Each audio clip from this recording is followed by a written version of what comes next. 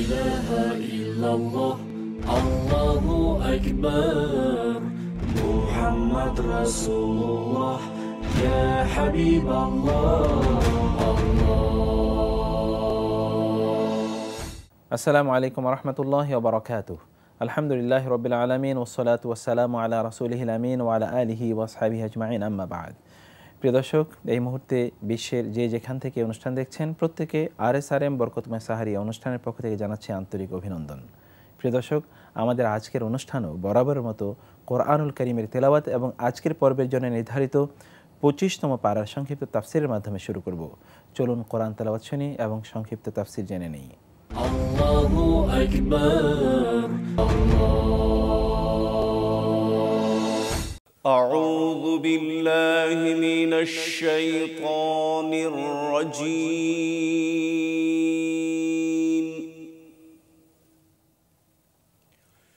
بسم الله الرحمن الرحيم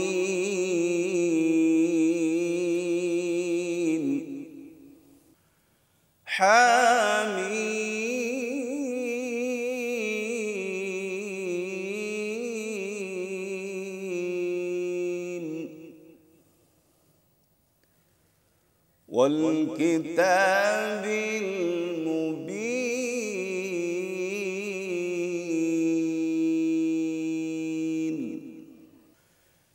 إنا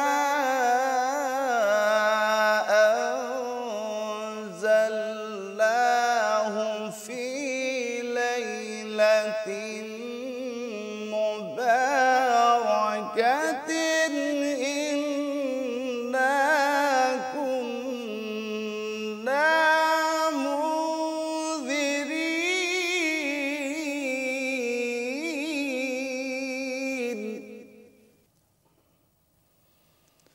فيها يفرق كل أمر حكيم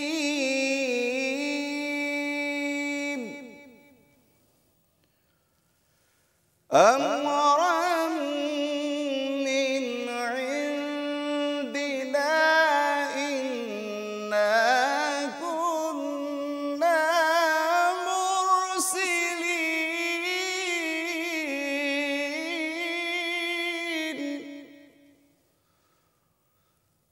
رحمة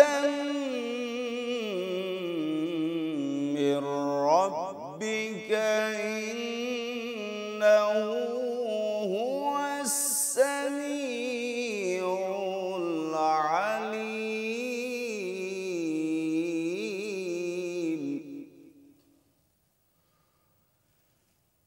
رب السماوات والأرض وما بينهما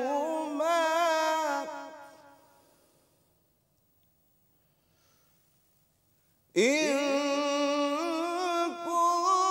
كنتم موقنين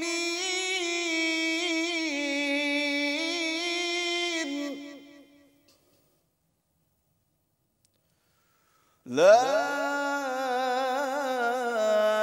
إله إلا هو يحيي ويميت ربكم ورب آبائكم الأولين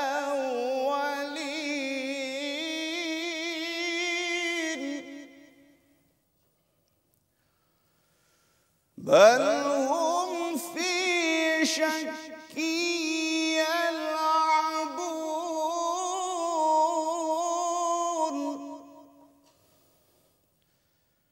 فارتقب يوم تأتي السماء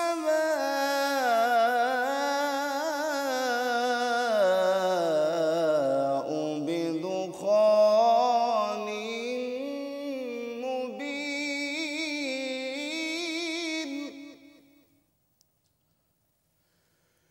يغشى الناس هذا عذاب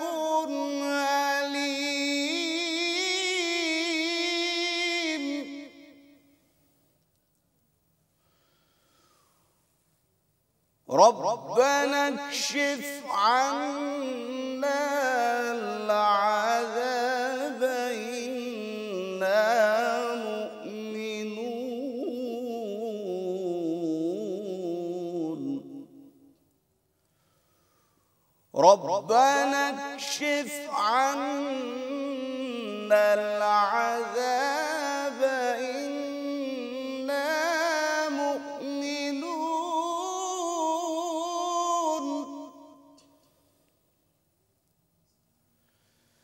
أنى لهم الذكرى وقد جاءهم رسول مبين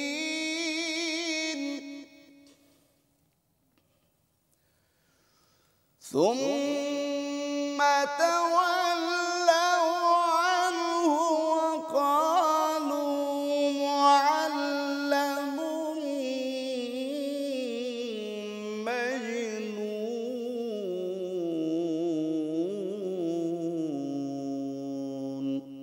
صدق الله العظيم الله أكبر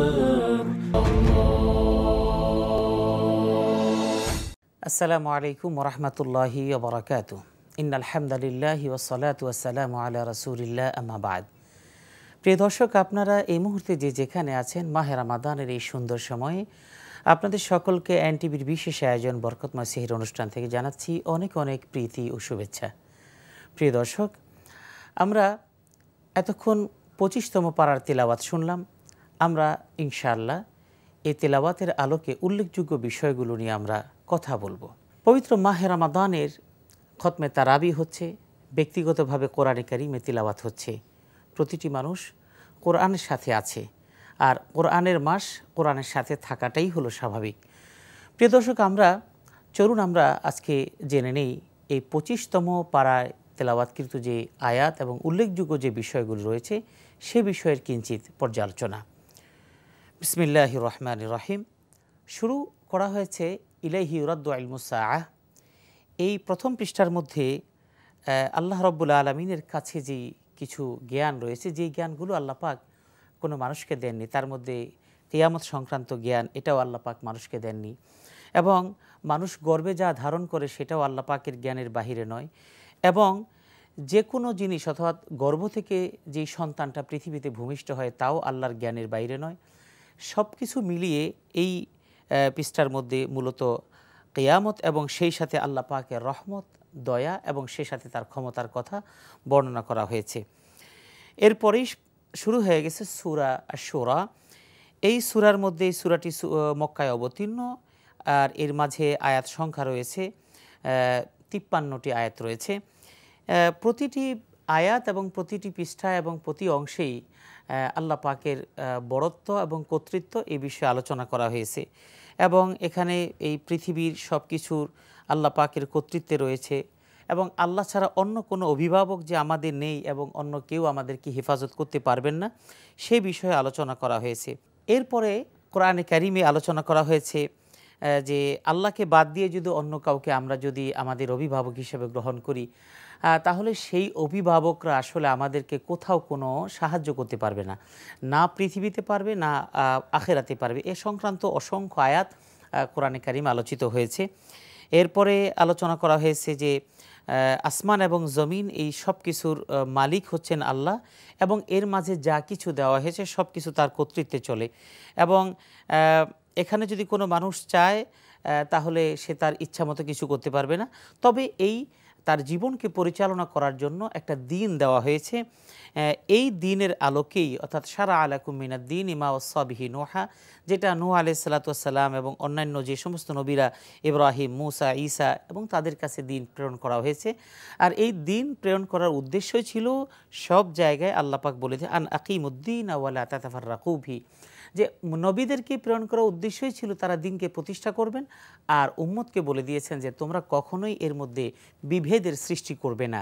আমরা এখান থেকে যে মেসেজটি পাই সেটা হলো যে আমরা দিনের উপরে থাকব এবং দিনের মানদণ্ড হলো কোরআন এবং সুন্নাহ।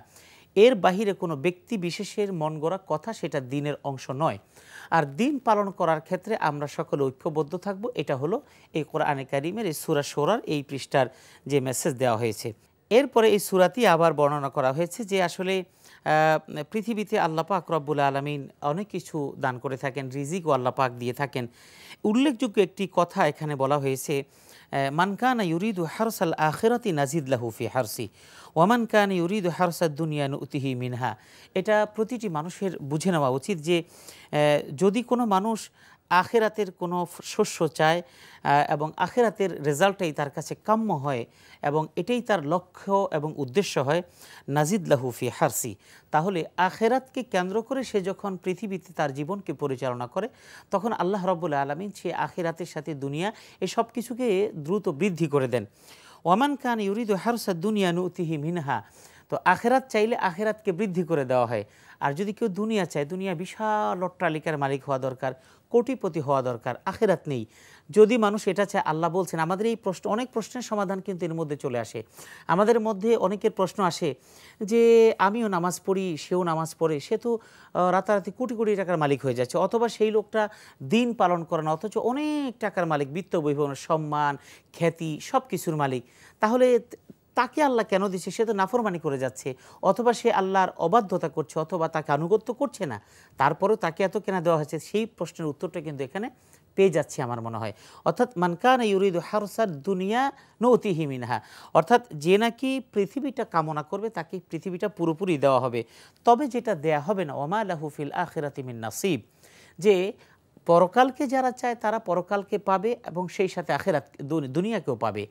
আর যারা শুধুমাত্র দুনিয়াকে কামাই করতে চাইবে, দুনিয়াকে খুব বড় কিছু একটা প্রাপ্তির মধ্যে নিজেকে সীমাবদ্ধ করে রাখতে চাইবে, আল্লাহ বলছেন ওয়ামা লাহু ফিল আখিরাতি মিন নাসিব, তাকে পৃথিবীতে সব কিছু দেওয়া হবে, সে যা চাইবে তাই দেওয়া হবে, তবে আখিরাতে তাকে কিছুই দেওয়া হবে না। সুতরাং পরকাল যদি কেউ চায় তাহলে আল্লাহ তা পরকাল এবং আখিরাত দুনিয়াকে দুটোকেই সুন্দরভাবে দিয়ে দিবেন। আর যদি শুধুমাত্র দুনিয়াটা সে চায় তাহলে তাকে দুনিয়াতেই তাকে দেওয়া হবে, আখিরাতে তার কিছুই থাকবে না। এরপরে আমরা পরের সূরাতে যাচ্ছি। এর পরের সূরা হচ্ছে সূরা আয-যুখরুফ।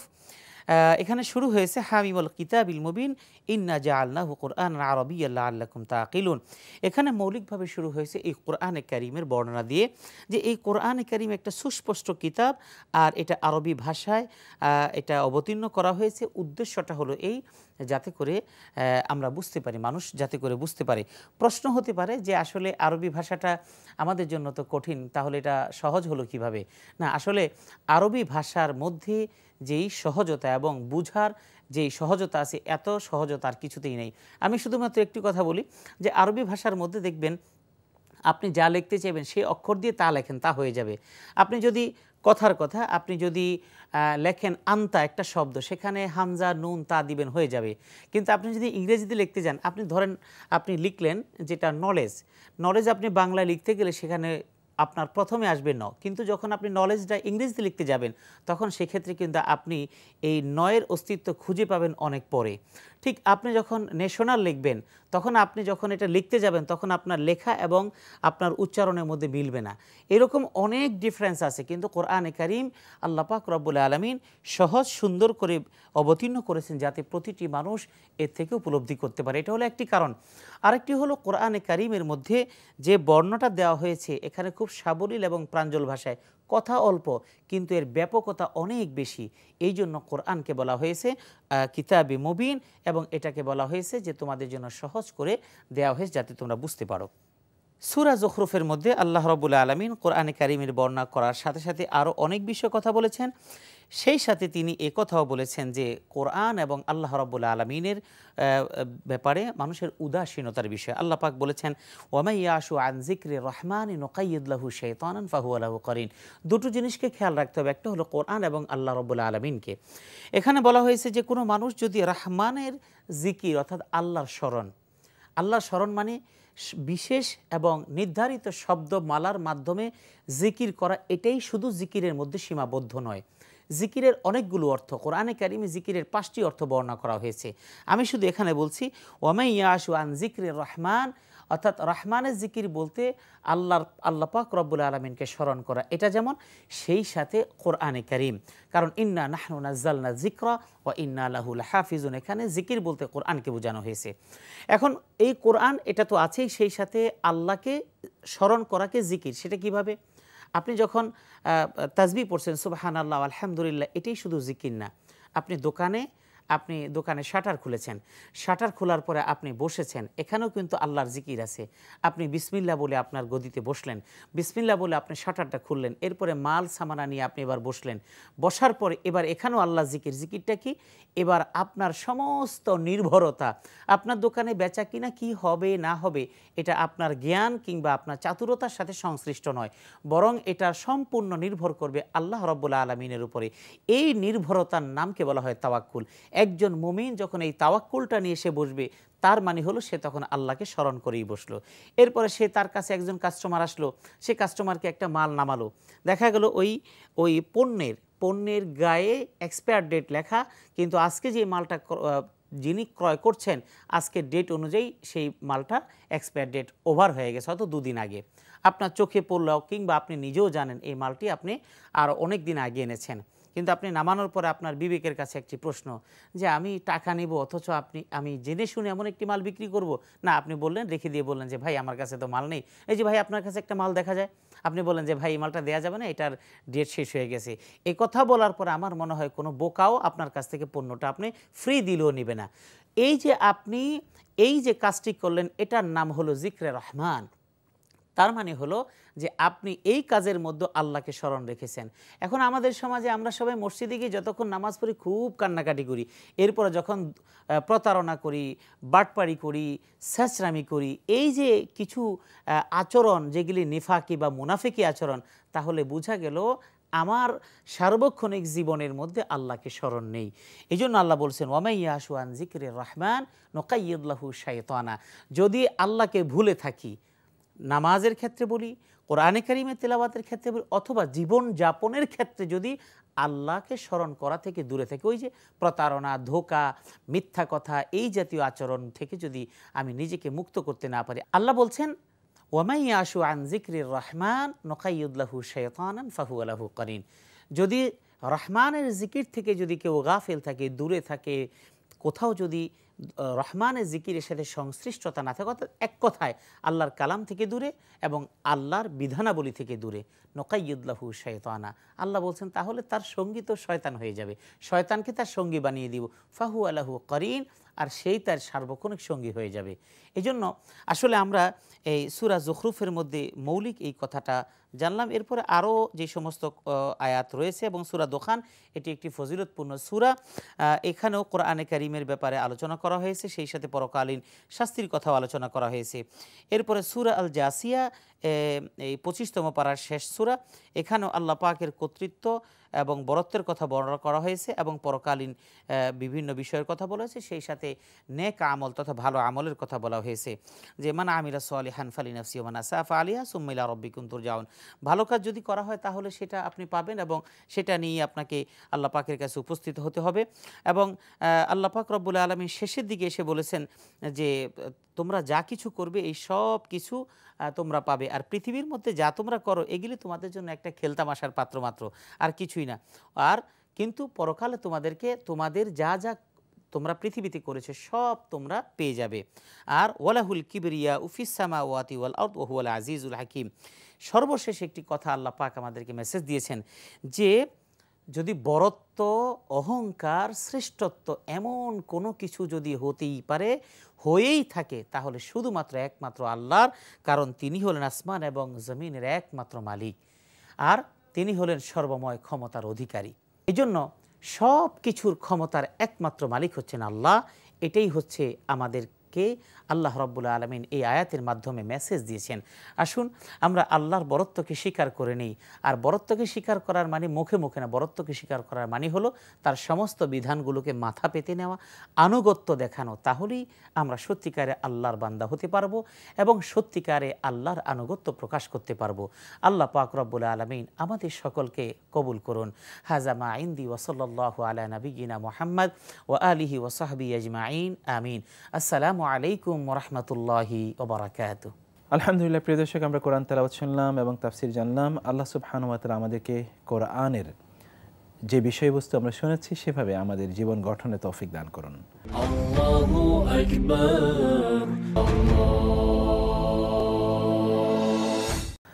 আমরা এবার আলোচনা করব, আর আজকের আলোচ্য বিষয় হচ্ছে ইতিবাচক পরিবর্তনের জন্যে মাহে রমাদান, অর্থাৎ ইতিবাচক পরিবর্তন সাধনের ক্ষেত্রে মাহে রমাদানের কী ভূমিকা হতে পারে। প্রিয় দর্শক, আমাদের জীবন তো গদ বাঁধা একটি ধারায় চলে 11 মাস, কিন্তু হঠাৎ করে সেখানে একটা ব্রেক কষে একটা কন্ট্রোলিং পাওয়ার আমাদের হাতে তুলে দেয় মাহে রমাদান। ফলে প্রত্যেকটি কাজের মাঝে কিন্তু আমরা একটা পরিবর্তন আনতে পারি। আমরা যদি চাই যে আমাদের ফজরের নামাজ কখনোই আর মিস না হোক, আমরা জামাতেই ফজরের নামাজ আদায় করব, তাহলে দেখুন মাহে রমাদান কি চমৎকার একটি সুযোগ নিয়ে আসে। আপনি যদি চিন্তা করেন যে পরিবারের সাথে আপনি কমপক্ষে আপনার ফান্ডামেন্টাল বা প্রিন্সিপাল মিল, যেটা মূল খাবার, এই খাবারটি খাবেন, মাহে রমাদান কি চমৎকার একটি সময় নিয়ে আসে। আপনি তো বলেন যে পরিবারকে নিয়ে আপনি সেটা আপনার স্পিরিচুয়াল এক্সারসাইজ, আপনার আধ্যাত্মিক উন্নয়নের জন্য, আপনার আত্মার পরিশুদ্ধ ইত্যাদির জন্য আপনি কাজ করবেন, আল্লাহর সাথে সম্পর্ক বৃদ্ধির জন্য কাজ করবেন। মাহে রমাদান কিন্তু সেই সুযোগ নিয়ে আসে কোরআনের সাথে সম্পর্ক বৃদ্ধি, যেটি গত 11 মাস আমরা যে কোনো কারণে হোক ব্যস্ততায় ভুলে গিয়েছি। ফলে অনেক কিছু কিন্তু মাহে রমাদান আমাদের কাছে নিয়ে আসে। এই যে পরিবর্তন আমরা কিভাবে আমাদের গোটা জীবনে এরকম ইতিবাচক পরিবর্তন ঘটাতে পারি মাহে রমাদানের মাধ্যমে, সে বিষয়ে ইনশাআল্লাহ আমরা আলোচনা করব। আর এই আলোচনায় আজকে আমাদের সাথে জয়েন করেছেন বাংলাদেশের প্রথিতযশা ইসলামী চিন্তাবিদ, শিক্ষাবিদ এবং বিশিষ্ট media personality, national university of বাংলাদেশের সম্মানিত অ্যাসোসিয়েট প্রফেসর জনাব ডক্টর মনজুর এলাহি। আসসালামু আলাইকুম ওয়া রাহমাতুল্লাহি ওয়া বারাকাতুহু। ওয়ালাইকুম আসসালাম ওয়া রাহমাতুল্লাহি ওয়া বারাকাতুহু। মোহতারাম, কেমন আছেন? আলহামদুলিল্লাহ, আপনি কেমন আছেন? আলহামদুলিল্লাহ, আমরা আপনাকে স্বাগত জানাচ্ছি আমাদের স্টুডিওতে। হাইয়াকুমুল্লাহ। বারাকাল্লাহু ফিকুম উস্তাদ। আমরা তো একটা বিষয়ে একটু ভূমিকা বলেছি, তা হচ্ছে ইতিবাচক পরিবর্তন সাধনের ক্ষেত্রে মাহে রমাদান কি ভূমিকা রাখতে পারে? মানুষের জীবনকে গদবাঁধা অথবা অধপতিত অবস্থায় যেগুলো আছে, দুর্নীতিপরায়ণ সমাজ, অন্যায়, রাহাজানি, মারামারি, কাটাকাটি, হিংসা, বিদ্বেষপূর্ণ সমাজ, এগুলো থেকে বদলে দেওয়ার জন্যই আসলে ইসলাম এসেছে। আলহামদুলিল্লাহ, ইসলাম কিন্তু একটা ধর্মতত্ত্ব সৃষ্টির জন্য আসেনি, মোটেই নয়। এবং সেটা সবচেয়ে বড় প্রমাণ কিন্তু আমরা রাসূল সাল্লাল্লাহু আলাইহি সাল্লামের এই ইসলাম প্রচারের মধ্য দিয়ে তার বিশাল বড় প্রমাণ পাই। কারণ তিনি দেখেন সেই আরব সমাজের মধ্যে কতই না অধপতন ছিল, কোন খারাপ কাজটি হয়নি। নারীকে জীবন্ত কবর দেওয়া হতো, এরপরে নারীকে তালাকের নাম করে আটকে রাখা হতো, নারীকে রক্ষিতা রাখা হতো, এবং সামাজিকভাবে রক্ষিতা রাখার সিস্টেমটা প্রতিষ্ঠিত ছিল। এই যে মানে আরো অনেক সুদ, জুয়া, মারামারি, কাটাকাটি, ঘর থেকে বের হলে সবার জন্য একটা উন্মাতাল অবস্থা, কে কাকে মেরে ফেলবে, কে কাকে। এরপরে আবার মারামারি কাটাকাটি নিয়ে দিয়াত, রক্তপণ শোধ করা নিয়ে ভয়ঙ্কর একটা সমাজ ছিল। কিন্তু লক্ষ্য করার বিষয়, এবং আমার মনে হয় সারা পৃথিবী সবাই, এবং এই আজকের আধুনিক যুগেও সবাই সবিষয়ে খেয়াল করবে, লক্ষ্য করবে যে রাসূল সাল্লাল্লাহু আলাইহি সাল্লাম কিভাবে এই সমাজকে বদলে দিয়েছেন। তাহলে বদলে দেওয়ার প্রোগ্রাম নিয়ে তিনি এসেছেন। তিনি এমন স্ট্রং কিছু প্রোগ্রাম নিয়ে এসেছেন যেটা আনসিভিলাইজড এবং অসভ্য জীবন আচারে অভ্যস্ত লোকদের কিন্তু চরম ভদ্র, চরম পরিচ্ছন্ন মানুষ, চরম ভালো মানুষে পরিণত করে। সুবহানাল্লাহ, এটাই তো আমরা দেখিনি। জি, সমস্ত সাহাবায়ে কেরাম সুবহানাল্লাহ, তাদের ইসলাম পূর্ব জীবন কেমন ছিল, আর ইসলামের পরের জীবনটা কেমন ছিল। তাইলে আসলে শুধু আপনি আজকে রমজানের কথা বলছেন, কিন্তু আমরা ইতিহাস থেকে এই মেসেজটা পাই যে ইসলাম এসেছে সমাজকে ইতিবাচকভাবে বদলে দেওয়ার জন্য, সমাজে ইতিবাচক পরিবর্তন সৃষ্টি করার জন্যে। সমাজে যতগুলো ড্যামেজ আছে, যতগুলো দুর্নীতির কলা কৌশল কিংবা স্থান আছে, সেগুলোকে চিহ্নিত করে সুন্দরভাবে বিল্লাতি হিয়া আহসান। কোরআন সবসময় তো এই সমস্ত কাজ সবচেয়ে সুন্দরতম উপায় করতে বলেছে। কথা বললে, বিতর্ক করলে, ওয়াজাদিলহুম বিল্লাতি হিয়া আহসান, ইদফা বিল্লাতি হিয়া আহসান, একই কথা। সুবহানাল্লাহ। সুবহানাল্লাহ। তাই মানে এই ইদফা বিল্লাতি হিয়া আহসানের একটা অংশ হচ্ছে রমাদান।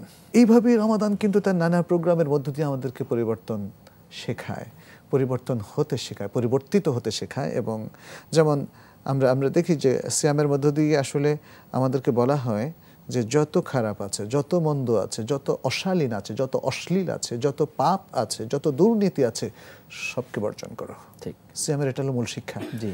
তো এটা কি পরিবর্তন না? এটা হিউজ পরিবর্তন।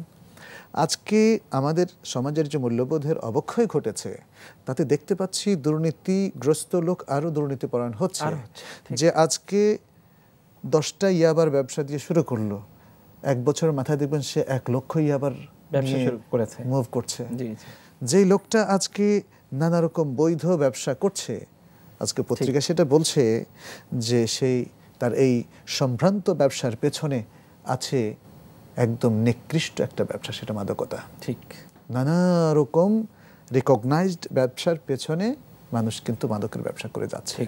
তাহলে সমাজ কিন্তু আমাদেরকে মানে সমাজের যে আয়োজন, সমাজের যে অবস্থা, মূল্যবোধের যে অবক্ষয়, এর সব কিছু প্রতিনিয়ত আমাদেরকে পেছনের দিকে ঠেলে যাচ্ছে, ঠেলে দিচ্ছে, এবং আমাদেরকে ঠেলে দিচ্ছে একটা নিকৃষ্ট পরিবর্তনের দিকে। আজকে যতটা খারাপ, কালকে আরো বেশি খারাপ, পরশু আরো বেশি খারাপ, তাই না? এটা তো আমরা লক্ষ্য করছি। এবং আমাদের শিক্ষা প্রতিষ্ঠানগুলো যেটা হচ্ছে নৈতিক শিক্ষার আসলে সূতিকাগার, সেই জায়গাটাতেও তো আমরা অধঃপতন লক্ষ্য করছি। আমাদের অনেক শিক্ষকরা নিজেদের ইন্টারনাল রাজনীতির মধ্যে, কনফ্লিক্টের মধ্যে, রাজনীতির মধ্যে জড়িয়ে গেছেন, এবং এতে করে তাদের কোথায় সুশিক্ষা, কোথায় শিক্ষাদান, কোথায় গবেষণা, কোথায় পৃথিবীর বুকে যত ভালো ভালো ইউনিভার্সিটি আছে সেগুলোর সাথে প্রতিযোগিতা করে বা ভালো মানুষ গড়ার জন্য তারা যে নিজেদেরকে উপস্থাপন করবেন, সেটি কোথায় কোথায়। ঠিক তেমনি প্রত্যেকটা রন্ধ্রে রন্ধ্রে আমরা উল্লেখ করে আসলে শেষ করতে পারবো না।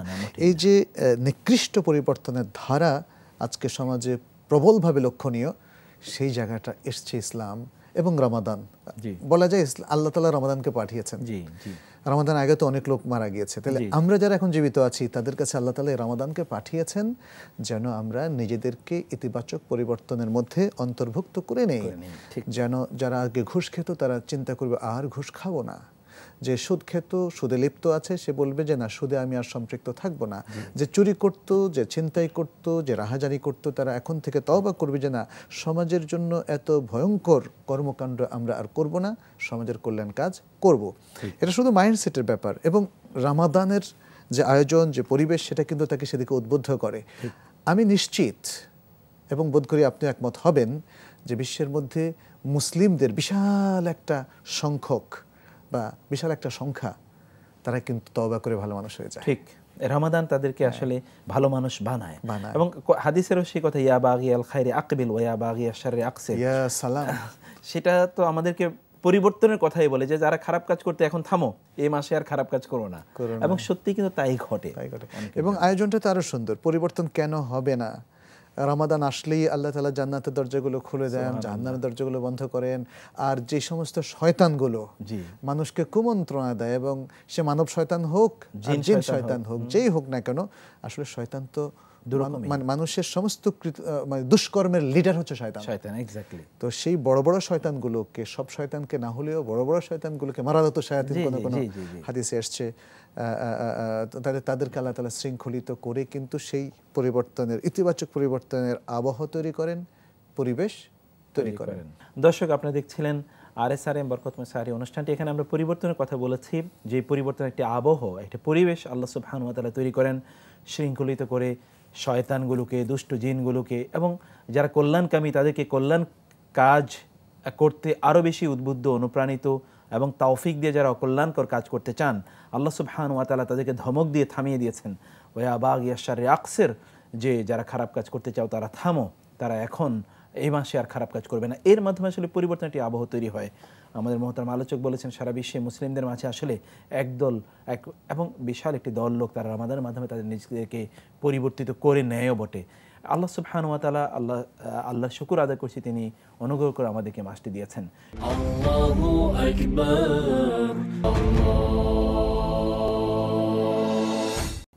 আমরা মহতারাম আলোচনা করছিলাম বরকতময় সাহারি এই অনুষ্ঠানে, যে আমরা আমাদের গোটা জীবনকে কিভাবে পরিবর্তন করে নিতে পারে, মাহে রমাদান কিভাবে আমাদেরকে সেই পরিবর্তনের দিকে এগিয়ে নিয়ে যেতে পারে। আপনি সেই কথাই বলেছেন যে অনেক মুসলিম কিন্তু আলহামদুলিল্লাহ রমাদানে তাদেরকে পরিবর্তন করে নেয়। আমরা নিজেরাও দেখেছি, আমাদের নিজেদের মাঝেও তো পরিবর্তনের একটি অঙ্গীকার, একটি চেতনা, একটা প্রয়াস আসে যে না ঠিক আছে রমাদান এসে আরো প্রবল হয়ে ওঠে, তাই না? তো হ্যাঁ, এই জায়গাটা আমাদের অনেক ভাবার অবকাশ আছে। জি। এবং আমার কাছে মনে হয় যেহেতু রমাদান আমাদেরকে নিছক একটা ধর্মীয় উপহার দেয়নি, না, আমাদেরকে সমাজ পরিবর্তনের একটা সুন্দর প্রোগ্রাম দিয়েছে। রমাদানের ফুল প্রোগ্রামটা কিন্তু পুরো সমাজ পরিবর্তনের প্রোগ্রাম। সুবহানাল্লাহ। এটাকে কিন্তু সেইভাবে যদি আমাদের সমাজের সকল স্তরের ভাই বোনেরা মুসলিমরা নিত, তাহলে সমাজ কিন্তু অনেক উপকৃত হতো। যেমন ধরুন রমাদানের মেইন প্রোগ্রাম তো হচ্ছে তাকওয়া। জি। তাহলে তাকওয়াটা সর্বস্তরের মানুষের মধ্যে কিভাবে ছড়িয়ে দেওয়া যায়, সেই প্ল্যানটা যদি নেওয়া যেত এবং এটা যদি আমাদের যেমন রাষ্ট্র নিত, আমাদের সমাজ নিত, আমাদের শিক্ষা প্রতিষ্ঠানগুলো নিত এবং আমাদের বিভিন্ন এজেন্সিগুলো নিত, এনজিওগুলো নিত, তাহলে কিন্তু আপনি দেখতেন যে এর ফলটা আরো অনেক মাল্টিপ্লাইড হতো। কিরকম, আমি জাস্ট কয়েকটা উদাহরণ দিই। প্রথম হচ্ছে আপনি যদি আমাদের যেমন ড্রাইভার সমাজকে নিয়ে একটু বসতে চান, রমাদানের অ্যাপ্লিকেশন, রমাদানের এই ইতিবাচক পরিবর্তন সাধনের যে মেসেজটা, এটা যদি আমাদের যেমন বাস ড্রাইভার, ট্রাক ড্রাইভার এদেরকে ব্যাপকভাবে দেওয়ার একটা ব্যবস্থা করা যেত। বলা হতো তোমরা যে যানজট তৈরি করছো, যেভাবে তোমরা যে অসম প্রতিযোগিতা করছো এবং তেরসা করে বাস ট্রাক এগুলোকে তোমরা রাস্তার পাশে তোমরা রাখছো, এটা কিন্তু গুনাহ, কবিরা গুনাহ। এটা যে কবিরা গুনাহ আমি নিশ্চিত যে অধিকাংশ বাস ড্রাইভার সেটা জানে না। কারণ আপনি কি পরিমাণে আপনার পেছনের লোকদের জন্য ট্রাবল তৈরি করছেন, মানুষকে কষ্ট দিচ্ছেন, তাদের সময় নষ্ট করে দিচ্ছেন, তাদের ঠিকমতো কোনো অ্যাপয়েন্টমেন্ট ধরতে নিষেধ করে দিচ্ছেন এবং মানে অনেক ধরনের কষ্ট, এটা আমরা জানি। ট্রাফিক জটের মধ্যে আমরা যারা দীর্ঘদিন ধরে পড়ে আছি, তো তাহলে তাদেরকে কি একটা সুন্দর মেসেজ দেওয়া যেত না? আমরা শুধুমাত্র ধর্মীয় মূল্যবোধের কথা বলেই কিন্তু তাদেরকে এই কাজ থেকে আমরা ফিরিয়ে নিয়ে আসতে পারি এবং একটা সুন্দর একটি ড্রাইভিং সোসাইটি আমরা তৈরি করতে পারি, তাই না? এখন তো আমরা কমন কথা বলছি, যেমন মিডিয়া আজকে আমরা কমন কথা বলছি, এতে যে শুনলো যে না শুনলো, কিন্তু আমি বলছিলাম আসলে এভাবে স্পেশাল প্রোগ্রাম দরকার। এমনিতেও আমি মনে করি ড্রাইভারদেরকে নিয়ে বেশ কিছু ওরিয়েন্টেশন প্রোগ্রাম দরকার। অধিকাংশ ড্রাইভার রোডের প্রায়োরিটি জানে না, মোটেই জানে না, এবং রোডের এথিক্স জানে না যে কিভাবে সে রোডে গাড়ি চালাবে। তো এটা একটা জাস্ট উদাহরণ আমি বললাম এভাবে। এবং মোহতারাম, এখানে আমি একটা কথা বলি, একজন সত্যিকার অর্থে আমরা তো আমাদের দেশের কনটেক্সটে যদি বলি, সারা বিশ্বেও সকলেই কিন্তু মুসলিমরা তুলনামূলকভাবে অন্যদের চেয়ে দিনকে, ধর্মকে, ইসলামকে অনেক বেশি ভালোবাসে। এবং কোনো আমাদের দেশেও যদি সাধারণ মানুষও তাকে যদি ধর্মের কথা বলি, দিনের কথা বলি, তখন সে মনোযোগ দিয়ে শোনে। এই লোকটাকে মানে এই জায়গাটা আমাদের একটা দুর্বলতা আছে, আমাদের একটা ভালোবাসার জায়গা তৈরি, কারণ মুসলিমরা তার দিনকে প্রচন্ড ভালোবাসে। এমনকি যে লোক পাপী, এমনকি যে লোক কোনো কবিরা গুনাহ করে ফেলেছে, আপনি দেখুন তাকে যদি একটু বোঝান, আমি বহু লোককে দেখেছি কেঁদে দিয়েছে, তারা কিন্তু কেঁদে দিয়েছে, ভাই আমি এই পাপটা করতে চাইনি, ভাই আমাকে এই পাপ থেকে রক্ষা করুন। সুবহানাল্লাহ, কি চমৎকার অনুভূতি। আপনি আর কোন সিস্টেমের পৃথিবীর মানুষকে এভাবে শুদ্ধ করবেন? তাহলে ঠিক এভাবে আমরা আমাদের প্রতিষ্ঠানগুলো যদি তাদের ছাত্রদেরকে নিয়ে, আমার মনে হয় যেন প্রত্যেকটা প্রতিষ্ঠান একটা ইফতার মাহফিল করে অথবা ইফতার প্রোগ্রাম করে। আর কেউ তো ইফতার পার্টি নাম দিয়েছেন, আমি এই জায়গাটা একটু দ্বিমত করি। ইফতার পার্টি হতে যাবে কেন? মানুষ পার্টি করে ক্লাবে, মানে এই শব্দগুলো তো নেগেটিভ। হ্যাঁ, এগুলো হচ্ছে পাশ্চাত্য ধারার পার্টি। হ্যাঁ, কিন্তু আমাদের কোনো পার্টি নেই। আমরা ইফতার প্রোগ্রাম করব, ইফতার মাহফিল করব, আমাদের শব্দ এগুলো আমাদের ধারার সাথে যেই শব্দগুলো সঙ্গতিপূর্ণ, সেটাকে। এই জন্য আমি প্রবলভাবে ইফতার পার্টি কথাটার আমি বিরোধিতা করি। আর আমি বলছি যে যেমন প্রত্যেকটা প্রতিষ্ঠান কি করছে, রুটিন একটা ইফতার আলোচনা করছে, না, এটা হবে না। আমাদের প্রতিষ্ঠানগুলোর উচিত হচ্ছে তাদের মোরাল ডোজগুলো প্রবলভাবে তারা রমজানে তাদের ছাত্রীদেরকে দিতে পারে। সেটা কেন করছে না? কারণ আজকে আমাদের দেশের তরুণ প্রজন্মের মধ্যে এই ছাত্রছাত্রীরাই সবচেয়ে ঝুঁকিপূর্ণ অবস্থানে আছে। তারা ইয়াবার সবচেয়ে বড় কাস্টমার এবং তাদেরকে টার্গেট করা হয়েছে যাতে এই জাতি ধ্বংস হয়ে যায়, কখনো মাথা উঁচু করে দাঁড়াতে না পারে। কারণ কোনো জাতি তার মোরাল গ্রাউন্ডটা যদি, মোরাল ফাউন্ডেশনটা যদি শক্তিশালী না হয়, সে কোনো কিছুতে আগাতে পারবে না। কারণ দুর্নীতি তার সমস্ত অর্জনকে ম্লান করে দেবে। অতএব এই জায়গাটা আমরা যদি প্ল্যান মাফিক এভাবে, যেমন আমাদের পুলিশ প্রশাসন, আমাদের বিভিন্ন সরকারি প্রশাসন, আমাদের বেসরকারি নানা এজেন্সিগুলো, তারা কিন্তু মোরালিটির জায়গাটাকে, কারণ এটা এইচআরের সাথে রিলেটেড একটা বিষয়। আমরা হিউম্যান রিসোর্স যেটাকে বলি, আজকে আপনি দেখবেন যে আধুনিক কর্পোরেট সংস্থাগুলো এইচআর নিয়ে ব্যাপক কাজ করছে, কারণ এইচআর এর ডেভেলপমেন্ট ছাড়া আপনি কিন্তু আপনার কাঙ্ক্ষিত লেভেলের সার্ভিসটা পাবেন না। আর এইচআর এর মধ্যে এই মোরাল ইস্যুটা অত্যন্ত গুরুত্বপূর্ণ, নৈতিক ইস্যুটা। ফলে আমার কাছে মনে হচ্ছে রমাদানকে শুধুমাত্র ধর্মীয় অকেশন হিসেবে না নিয়ে আমরা যদি এটাকে সোশ্যাল চেঞ্জের বা সমাজ বদলে দেওয়ার, ইতিবাচকভাবে বদলে দেওয়ার একটা টুল হিসাবে ব্যবহার করি, একটা উপকরণ, একটা মেথোডোলজি, একটা পদ্ধতি, একটা সিস্টেম হিসাবে যদি আমরা ব্যবহার করি, তাহলে এটাকে যে কেউ ব্যবহার করতে পারে। এটাকে কে কতটা বিশ্বাসী, অবশ্যই তার সাথেও একটা রিলেশন আছে, কিন্তু আমার কাছে মনে হয় রমাদানের সিয়াম সাধনা এটা এতটাই মানে ব্যাপক এর কল্যাণ যে মানুষ কখন তার ইমানকে পরিপূর্ণ জায়গা নেবে সেটা তো সে চিন্তা করবে, সেটা তার ইন্ডিভিজুয়াল কেস। বাট সে রমাদানের বিভিন্ন অ্যাপ্লিকেশনগুলোকে সামনে রাখলে সে উপকৃত হবে, তার পরিবার উপকৃত হবে, তার সমাজ উপকৃত হবে। রাসূল সাল্লাল্লাহু আলাইহি ওয়াসাল্লামের বেশ কিছু জাওয়ামিউল কালিম, অর্থাৎ খুব ছোট ছোট কথাকে রমাদানের স্লোগান হিসাবে কিন্তু আমরা ব্যবহার করতে পারি। যেমন, কারণ আমরা তো দেখেছি যে কোনো এজেন্সি সুন্দর সুন্দর ক্যাপশন লিখে বিভিন্ন রোডে তারা টাঙ্গিয়ে রেখেছে, যেমন বদলে যাও বদলে দাও, এই যে এমন বিষয়টা। আর রাসূল সাল্লাল্লাহু আলাইহি ওয়াসাল্লামের কথারও কিছু কথাকে আমরা স্লোগান হিসেবে ব্যবহার করতে পারি, যেমন মান লাম ইয়াদা কাওলা যুরি ওয়াল আমালা বিহি ফালাইসা লিল্লাহি হাজাতুন ফি আন ইয়াদা তা'আমাহু ওয়া শারাবাহু। তাহলে মিথ্যা কথা, মিথ্যা কাজকে ত্যাগ করতে হবে। এই স্লোগানটা সেজন্য এখানে বদলে দেওয়ার জন্য, যদি আপনি ইতিবাচক বদল চান, তাহলে সমস্ত মিথ্যা, সমস্ত প্রতারণা, সমস্ত অকল্যাণ, অমঙ্গল এবং মন্দ কাজকে আপনার না বলতে হবে। এটা একটা চমৎকার স্লোগান। তারপরে ইভেন মান সামা রমাদান ঈমানান ওয়া ইহতিসাবান গুফিরা লাহু মা তাকাদ্দামা মিন যামবি, এটা খুবই ইমপ্রেসিভ একটা স্লোগান, হাদিস মুত্তাফাক আলাইহি। এইভাবে আসলে আমাদের মনে হয় বেশ কয়েক জায়গাতে ড্যামেজ হয়ে গেছে। তো রাসূল সাল্লাল্লাহু আলাইহি ওয়াসাল্লামের কথা যে জাতীয় স্লোগান হতে পারে, এটা আমরা ভাবিনি, এটা আমরা ভাবছি না, ভাবিও নি, এবং এটা কিন্তু এটা ভাবা উচিত। কারণ আমরা তো এডুকেশন, আমাদের যে সিস্টেম ডেভেলপ করেছে, এই সিস্টেমে তো রাসূল ইসলামের কথাকে এখানে গুরুত্ব দেওয়া হচ্ছে না, সেখানে গুরুত্ব দেওয়া হচ্ছে অন্যকে কি বলেছেন, তার চেয়ে কত হাজার কোটি গুণ শক্তিশালী কথা আল্লাহর পক্ষ থেকে যিনি অ্যাপয়েন্টেড তিনি বলে গিয়েছেন, সেই কথা তো আমাদের ধারে কাছেও নেই। এবং সেই জাতীয় কথা বলা, এগুলো সমাজে মানে ইন্টেলেকচুয়াল লেভেলে এই জাতীয় কথা বলাকেও এক ধরনের ব্যাকওয়ার্ড মেন্টালিটি ইত্যাদি মনে করা হয়। তাহলে এই জায়গায়ও তো পরিবর্তন তো আমাদেরকে আসলে শিক্ষা এবং যারা পরিচালনা করছেন বিভিন্ন জায়গাগুলো, তাদের মধ্যে থেকে আসতে হবে, এই চেতনাগত জায়গা থেকে পরিবর্তনটা আসতে হবে। অবশ্যই মানে সিয়ামের মূল প্রোগ্রামগুলো থেকে পরিবর্তনের সূচনা কিন্তু হয়ে গেছে এবং এটা আবহমান কাল ধরে হয়েই চলেছে। বাট এটাকে ইফেক্টিভলি সমাজে প্রতিষ্ঠিত করার জন্য এবং এই পরিবর্তন থেকে সমাজ, দেশ, রাষ্ট্র এবং সকল মানুষ উপকৃত হওয়ার জন্য তাকে একটু প্ল্যান নিতে হবে, সেটাই আমি বলেছি বারবার। এবং সেক্ষেত্রে আসলে সমাজকে, প্রতিষ্ঠানকে, ব্যক্তিকে, দেশের নামকরা প্রসিদ্ধ ব্যক্তিত্ব যারা আছেন, শিক্ষাবিদ, ওলামায়ে কেরাম এবং দেশের মূল রাজনৈতিক নেতৃবৃন্দদেরকে কিন্তু এগিয়ে আসতে হবে। তারা যদি বিশ্বাসী হন, তাদের যদি দ্বীনের প্রতি শ্রদ্ধা থাকে এবং তারা যদি এটাকে দায়িত্ব মনে করেন যে না, আমার দেশের মানুষকে আমরা ভালোবাসি, তারা পৃথিবীর শ্রেষ্ঠ মানুষ হয়ে যাক, তাহলে রমাদান হচ্ছে শ্রেষ্ঠ প্রোগ্রাম। কারণ রমাদানের মেইন প্রোগ্রাম হচ্ছে তাকওয়া, অর্থাৎ মুত্তাকি বানানো। রমাদান তাহলে সব মানুষকে মুত্তাকি বানিয়ে দিচ্ছে। মুত্তাকি শিক্ষক, মুত্তাকি ছাত্র, মুত্তাকি তরুণ, মুত্তাকি তরুণী, মুত্তাকি পুলিশ, মুত্তাকি প্রশাসনিক কর্মকর্তা, মুত্তাকি রাজনৈতিক লিডার, সবকিছুকে একটা পরিবর্তন, একটা মুসলিম সমাজ এদের সবাইকে মুত্তাকি বানিয়ে দিচ্ছে।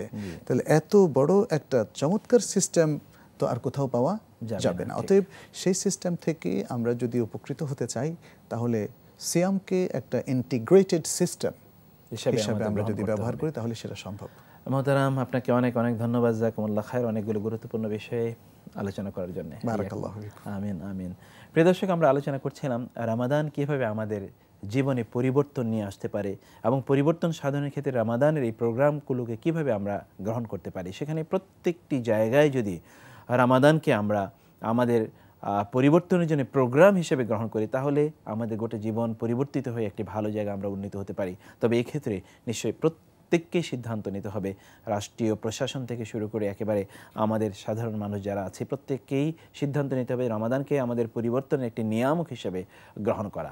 আল্লাহ সুবহানাহু ওয়া তাআলা আমাদেরকে বোঝার তৌফিক দান করুন এবং রমাদানের পরেও যাতে আমাদের জীবন সেভাবেই চলে, রমাদানে যে শিক্ষা আমরা গ্রহণ করেছি, রমাদানে যে পরিবর্তিত পদ্ধতিতে আমাদের জীবনকে পরিচালিত করেছি, সেভাবে যাতে আমাদের পরবর্তী জীবন পরিচালিত হয়, আল্লাহর কাছে সেই ফরিয়াদ আমরা রাখছি। প্রিয় দর্শক, আমরা আমাদের আজকের পর্ব এখানে শেষ করব। তবে যাবার আগে অন্য পর্বগুলোর মতো বরাবরের মতো আপনাদের জন্য রয়েছে একটা ইসলামী গান তো শুনতে শুনতে বিদায় নিচ্ছি। আপনারা এতক্ষণ ছিলেন RSRM বরকতময় সাহারি অনুষ্ঠানের সাথে। আগামীকাল আবারও একই সময় দেখা হবে সেই প্রত্যাশায়। ওয়াসসালামু আলাইকুম ওয়া রাহমাতুল্লাহি ওয়া বারাকাতুহু। আল্লাহু আকবার।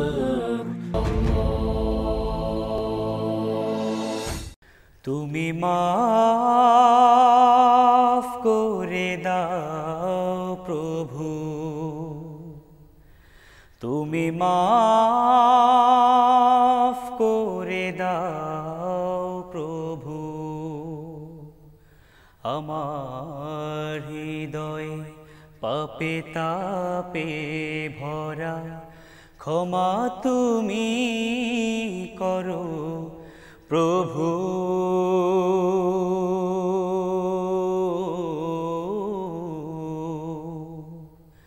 তুমি মাফ করে দাও প্রভু। করিনি সিজদা মসজিদে গিয়ে আমি, গাহিনী তোমার গুণগান,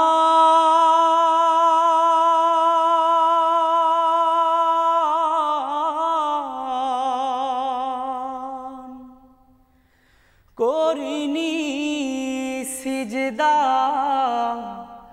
মসজিদে গিয়ে আমি, গাহিনী তোমার গুণগান।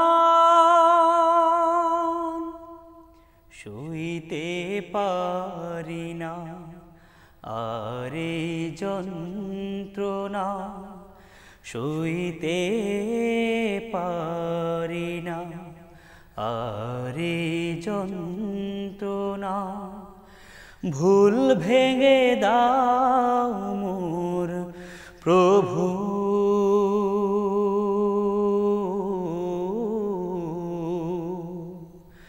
তুমি মাফ করে দাও প্রভু।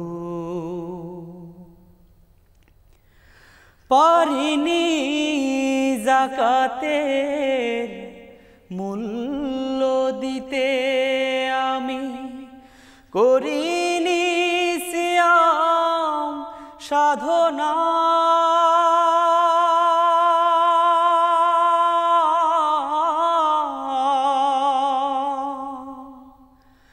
পারিনি যাকাতের মূল্য দিতে আমি, করিনি সিয়াম সাধনা,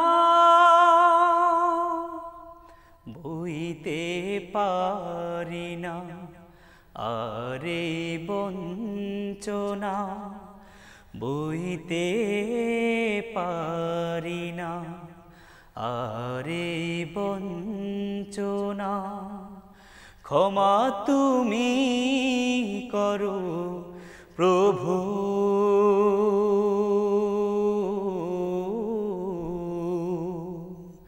তুমি মাফ করে দাও প্রভু।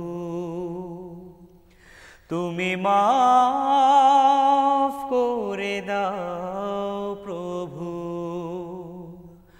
আমার হৃদয় পাপে তাপে ভরা, ক্ষমা তুমি করো প্রভু